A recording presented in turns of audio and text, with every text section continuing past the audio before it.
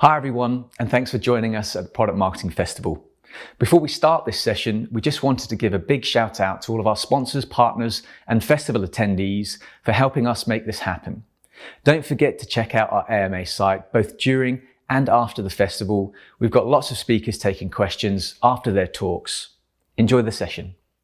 Excited to be here. I flew in from San Francisco last night, and just wanted to start out with a nice little warm open here. This is a picture of me when I was 5 years old. I always knew from the time that I was 5 years old that I wanted to be a product marketer. Right? How many of you can say the same thing? Yeah, no one says that. No 5-year-old knows what product marketing actually is. No one really gets here because they started out saying they wanted to be a product marketer. We all get here in our own various ways.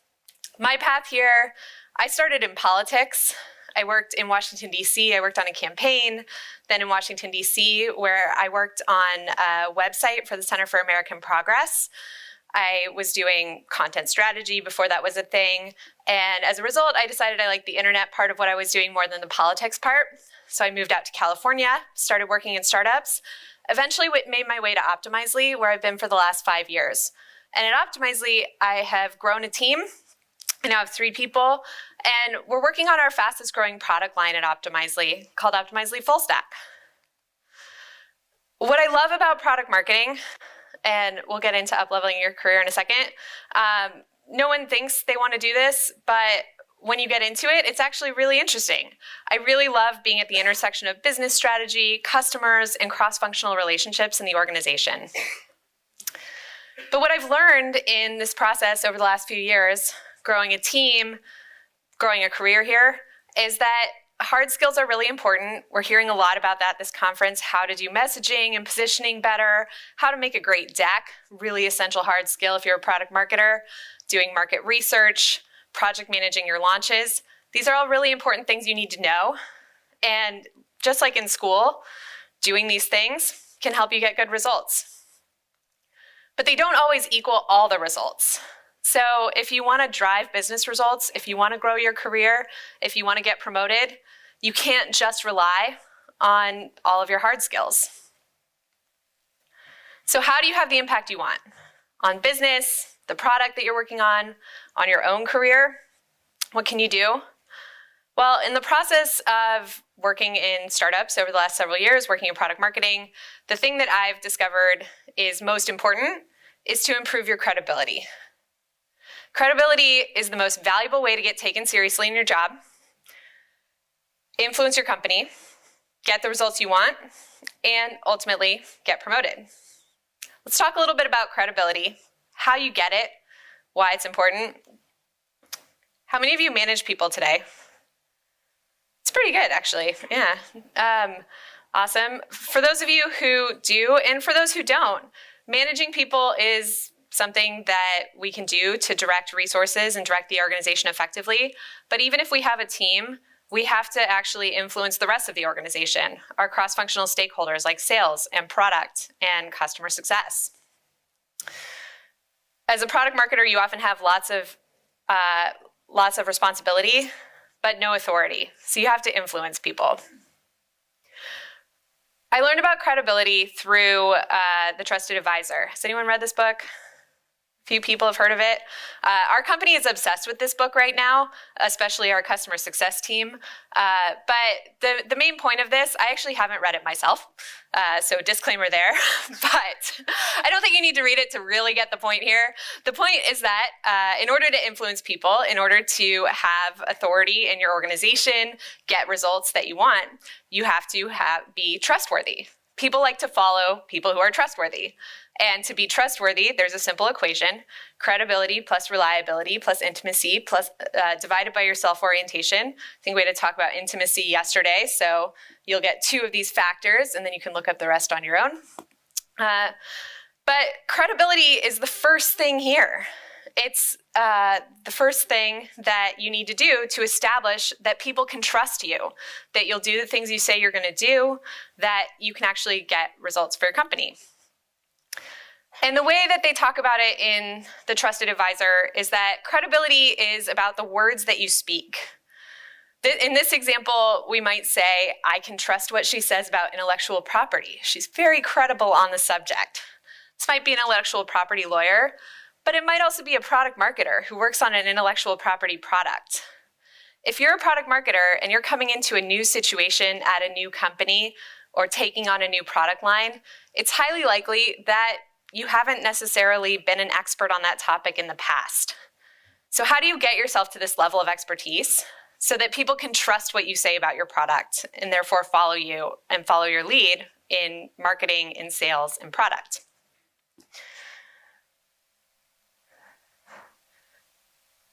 And to talk a little bit more about why credibility matters so much to me, I want to tell you a story about my experience at Optimizely.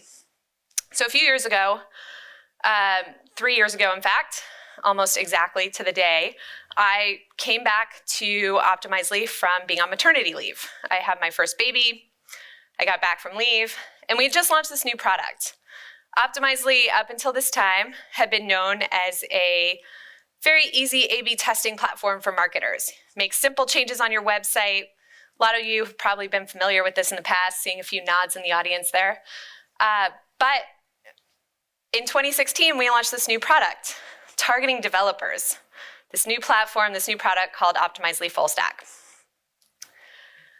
I came back from leave and I took a look around at this product at the company and tried to figure out, if any of you have ever been on parental leave for a few months, you might know what it's like to come back. And I had come back, my boss had been fired, I had a new boss, there was no one else on the team. It was a little bit of a fresh start. Didn't know what I was getting into. But I jumped back in and I looked around and I thought, this thing looks really interesting. It smells a little bit like the future. That thing we were doing for marketers, that's really cool, but this is actually A/B testing in your back-end code for product and engineering teams. I started to think about it and think about, developer marketing. That's pretty interesting. I've never done that before. It's a new skill I could take on. And after a month or so of investigating this, working on a few aspects of it, I sent this email to my boss at the time. I said, I'm thinking a lot about this. I think it's really interesting. I think I could have a really big impact here. And I want to work on it. I think I could nail this, and I think it would be really good for the company. At the time, she actually had a job rec open for someone to come in and work on this from the outside. And I said, no, you shouldn't hire someone from the outside. You should just hire me. I'll do it. It's going to be awesome. And my slide is a little messed up here, but it actually says, I don't think you have enough technical credibility to do this job. She said this to my face, and the VP of product marketing. And I looked at her and I was like, okay, yeah. You don't know what you're talking about. I can totally do this. I'm going to rock it, and you are just going to be proven wrong. I was super motivated. If any of you has ever been in a position where someone's told you they don't think you can do something, maybe it's discouraging a little bit, but at this point in my life, it was just totally motivating. I said, I'm going to do this, and I'm going to go figure it out. So what I'm going to share is exactly what I did to build my credibility, to get over that hump of having that technical credibility, having the credibility to own this product from front to back, to lead the go-to-market for this new part of our business.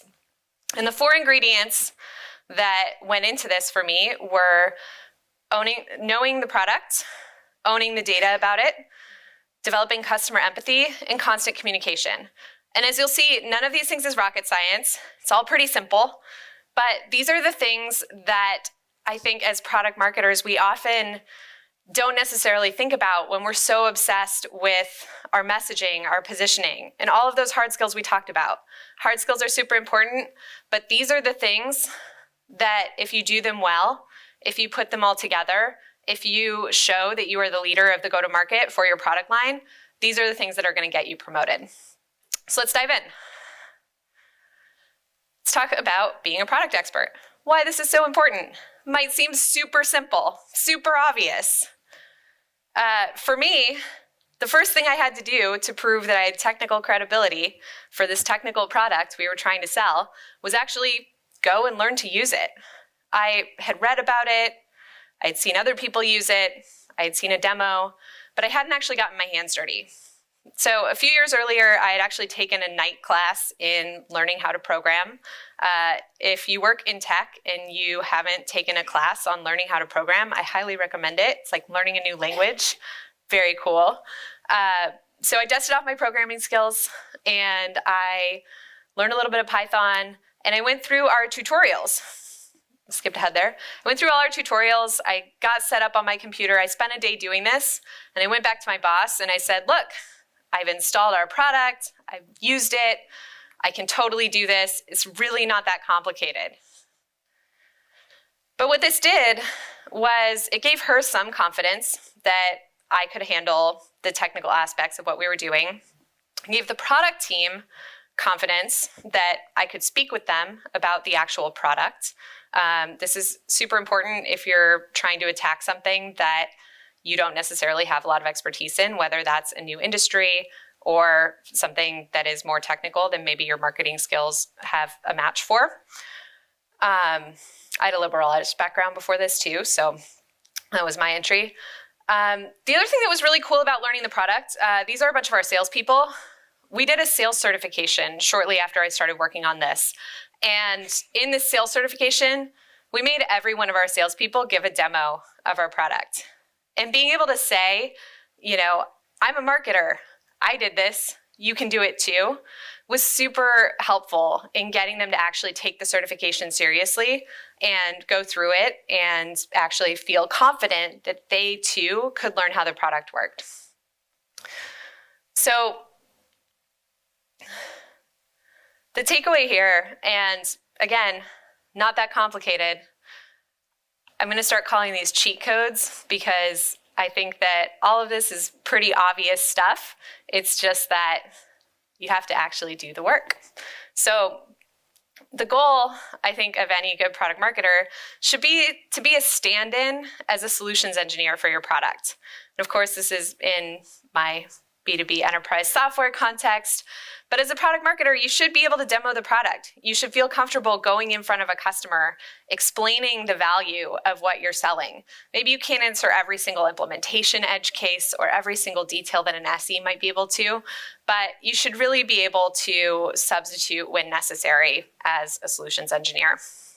And this is going to give you credibility to get in the room with product, to get in the room with sales, and to have your voice heard when it comes to influencing the product roadmap.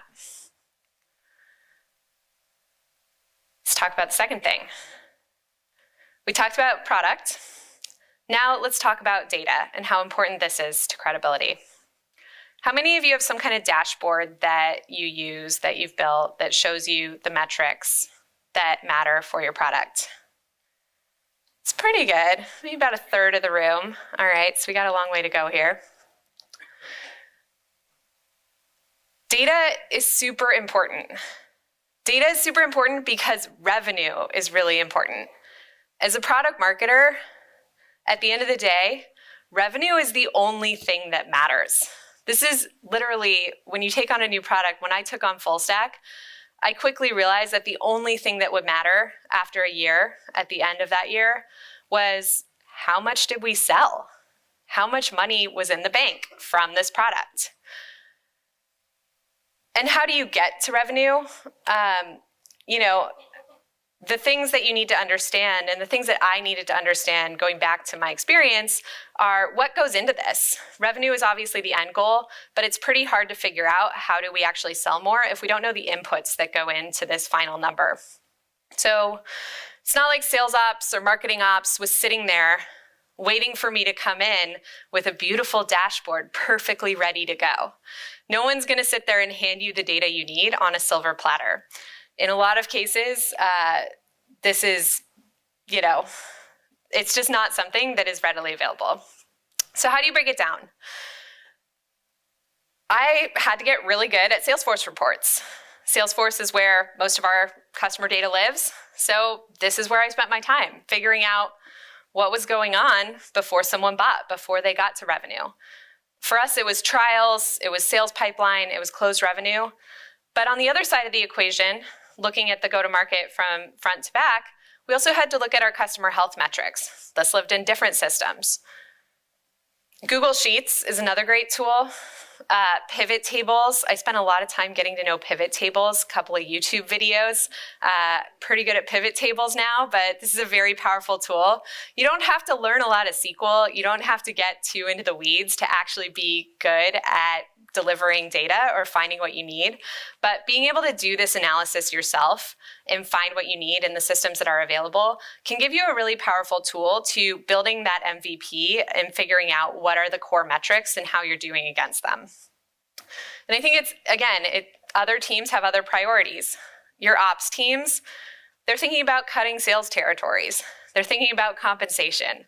They're thinking about the cost of customer acquisition at the very top of the funnel.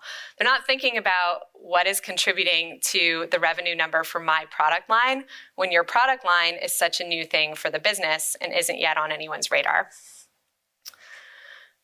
So what did we need to do to report on? What did we need to report on to show success?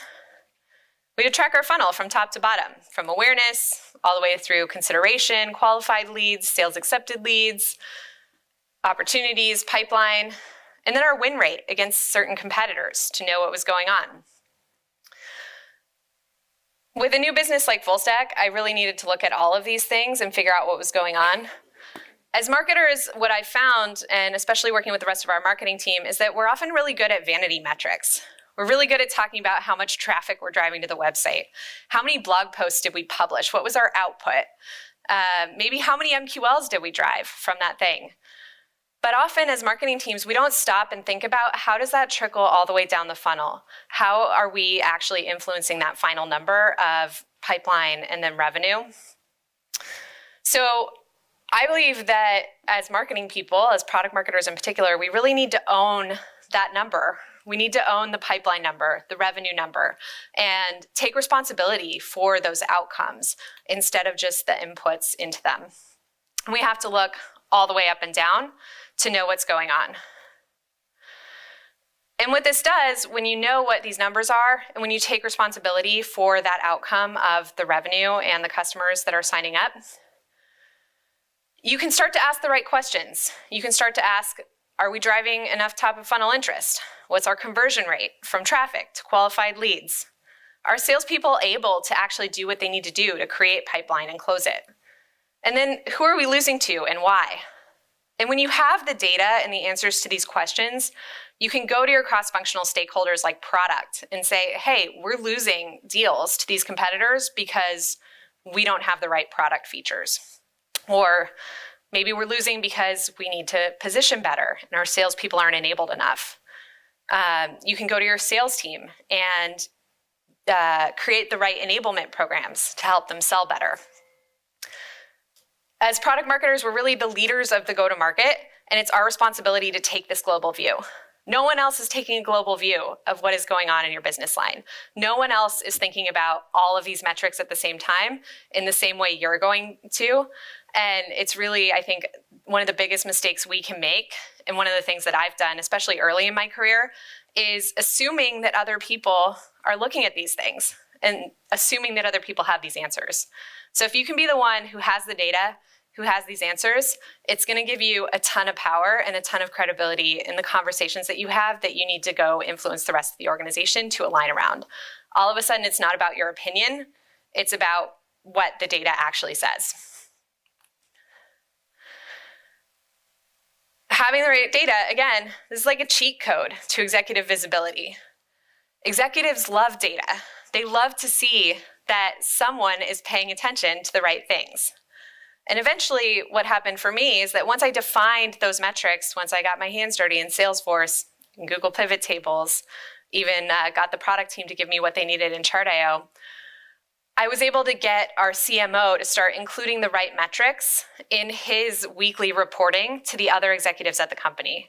I got myself invited to the weekly meeting where all the executives come together to review all their metrics, and had a couple of slides where I actually reported on, here's how we're doing, here's the bookings, here's the pipeline generated, here are the numbers that we need to pay attention to as a company to make sure we're all aligned around making this product successful. So having data that ties to revenue makes you an authority on the business. It makes people come to you to ask the right questions, and it helps you get a seat at the table to influence the teams that you need to influence. Number 3, we've talked about product, we've talked about data, now we're going to talk about customers. We all love stories. We're marketers. Marketing is best when you can tell good stories. Stories also work really well. Stories work great when we market our products externally, but they also work really well internally when we're trying to market our own results.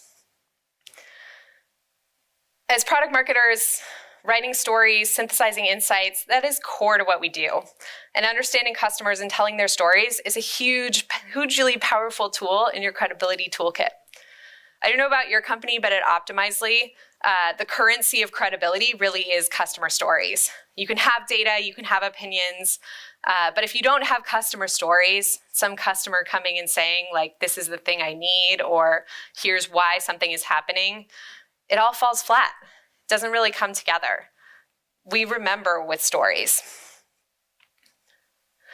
So for you as a PMM, what does this mean? How does this work? Well, for me, this is the most fun of being a product marketer, getting out of the office, talking to customers, getting to know them, understanding their stories, and then telling those stories back internally. Anytime there's a customer meeting, an opportunity to meet people, this for me is what's inspiring and heartwarming and human about what we do when we spend so much time sitting behind a computer screen all day. So when I first started working on Full Stack, this was one of the most important things that I took to heart, getting out of the office. We had an understanding internally at Optimizely that this product we had just launched was a developer tool, that developers were going to use it, and we had to market to them and really build out this developer marketing strategy. That intimidated people. People inside the company, our salespeople said, I can't sell to an engineer. Our marketers said, developer marketing, but we're gold on MQLs. How's a developer ever going to be a marketing qualified lead? They don't even have budgets. And our product team said, well, they're the users of the product. They're the ones who are actually in the application all day long writing code. So I spent a lot of time, whenever I could, going to these customer meetings. I went to sales meetings. I tagged along with our product manager. I attached myself at the hip with our product manager. This is a really good hack for getting up to speed really quickly on your customers. Product managers often take lots of customer meetings. Be insistent. Go with them everywhere they go. Attach yourself to that product manager. And I asked one simple question everywhere I went. The question was, what value is your team getting from our product? And what I learned really quickly after going to 15 or 20 of these meetings, it was clear that what we were selling was a lot more than just a developer tool. It was actually a tool for product teams, product managers, analysts, developers, all working together on building software and testing it and iterating on it so that their customers could be happy. Coming back and having these insights, sharing them, synthesizing them with the rest of the company really shifted the way we were all thinking about this product and our go-to-market internally. It helped bolster the sales team's confidence that they could actually sell to these business stakeholders and bring the developers along as influencers rather than the actual budget holders. It helped our product team understand that there were product gaps that we needed to serve that weren't just for developers, but were also for analytics managers or product managers as well. So getting this data, getting out of the office and getting these customer insights was incredibly powerful to influencing the way the company was building our go-to-market strategy. The second thing that's really key about this is sharing what you learn. So every time I went to a meeting, every time I went on a trip, I took notes. I love writing. I got into marketing because I really like writing. I really like sharing stories. And while I couldn't necessarily lead a demo or get into the technical details with an engineer in a product meeting with our product team and engineers, I could take really good notes. It's very simple. All that time I spent writing notes in lectures in college became very useful when I got out into the field and started talking to customers. Super simple thing. And then, as marketers, as product marketers in particular in the strategic function, synthesizing information, drawing out insights from all of those inputs makes you an incredibly valuable resource. It seems so simple to just take notes, write them down, put them in an email, and send them to your company. But this is incredibly powerful, and it's something that your product team probably isn't going to do as much. When they look at something, they're going to think about what are the feature gaps. When you take these notes, you're going to think about what are the business implications of the conversations that I've had and what I've been hearing. One thing that I like to highlight about this too is that executives love these kinds of things. And that's a theme over and over again. Executives love data. They love seeing customer notes and seeing the insights and takeaways from this because they don't have time to do it themselves. Anything you can do to help do the legwork for them and help bring customers closer to your executives and bring that voice into the conversation is going to help you be associated with good information in your company. And it's ultimately going to make you, as we saw with data, a source for what is the truth that we should be centering around as we build out our go-to-market strategy for this product line or this company.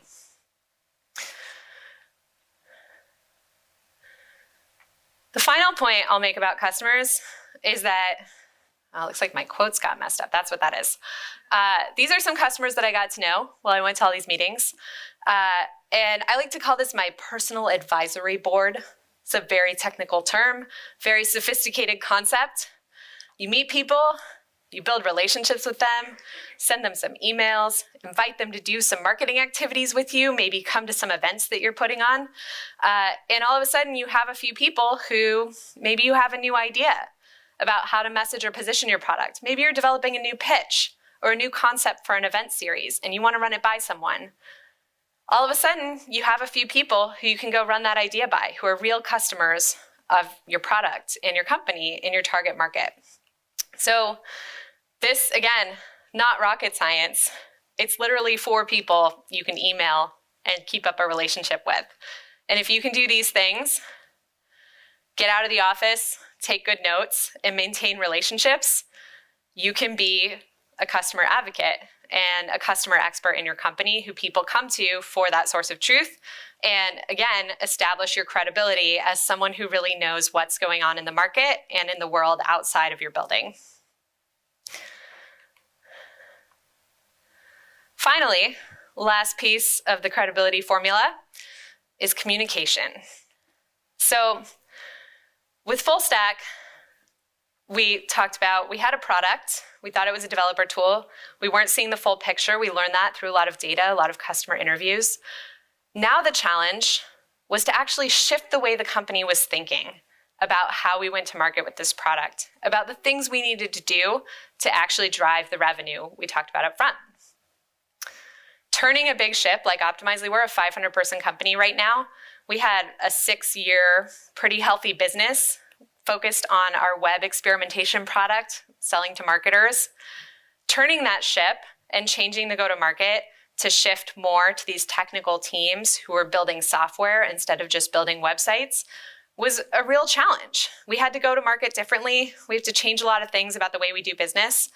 And for the last 3 years, a lot of what I've done is actually spent my time sharing the stories from customers, sharing the data that I've developed, and trying to change people's minds internally and shift the way that they're thinking about our business. And the way that you can do that is communication. Again, super sophisticated technology here.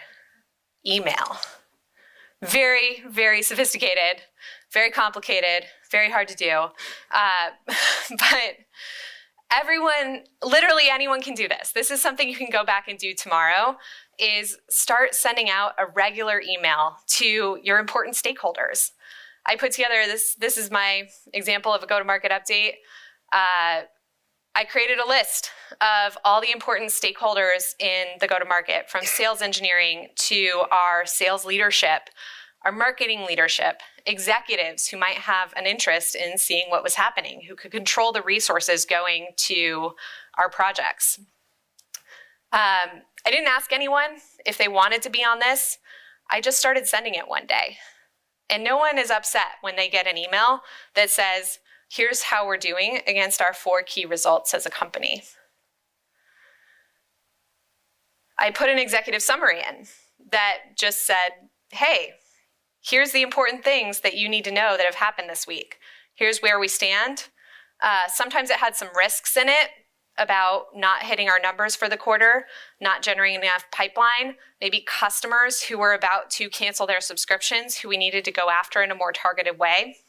This is where you put your calls to action for the rest of the team. Progress toward annual metrics. No one is upset to see that in an email. And below that, other KPIs that rolled up into those revenue metrics. So everything we talked about at first, whether it was the number of free trials, the number of leads we were generating, customer health across the board, all of these things rolled up in this email that got sent out to stakeholders on a weekly basis. It took a lot of work to put this together for the first time, I'm not gonna lie. But over time, it becomes a habit. It becomes something that as you develop your knowledge of the data sources, as you get the right reports in place, as you start to bring people along, you can automate a lot of this and make it a lot faster. So a lot of the work is just up front, putting the structure together, and then just making sure you have the muscle memory to do it on a regular basis, because this is what's gonna drive behavior.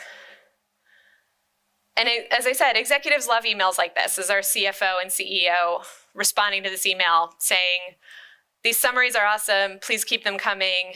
Bill and Dan, that's the head of engineering and the head of product at the time, why not use this format for each of our products?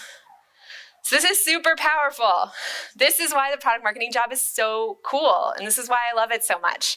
You sit at this intersection of customers, data, go-to-market. We're the only ones who can write emails like this and get responses like this because we're the ones who have the data, who have the knowledge of the customers, who can see the full picture from top to bottom, left to right, however you want to talk about it. And when you have no one reporting to you or just a small team of product marketers and you're reliant on changing the organizational behavior, to achieve your outcomes, this is a really important tool in your toolkit. So, cheat code here, it's just email. Write good emails and send them out regularly. People will come to rely on this and they'll miss it when it's gone. So to summarize, we've covered 4 ingredients to credibility: product, data, customers, communication. None of these are things that you're gonna learn in a manual, in a handbook anywhere. These are the things that are gonna take you from the A student in school to the person who actually gets promoted.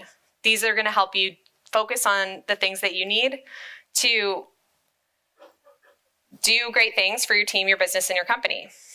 You can drive business results, grow your influence, and get promoted. This is how it happened for me. It's not rocket science. I encourage you to look beyond your hard skills. Think about how you can incorporate all of these things into your daily practice and communication as a product marketer. And eventually, this will all help you grow your product marketing career. So thank you so much. And take questions or, yeah, no questions. I'll be around at lunch. So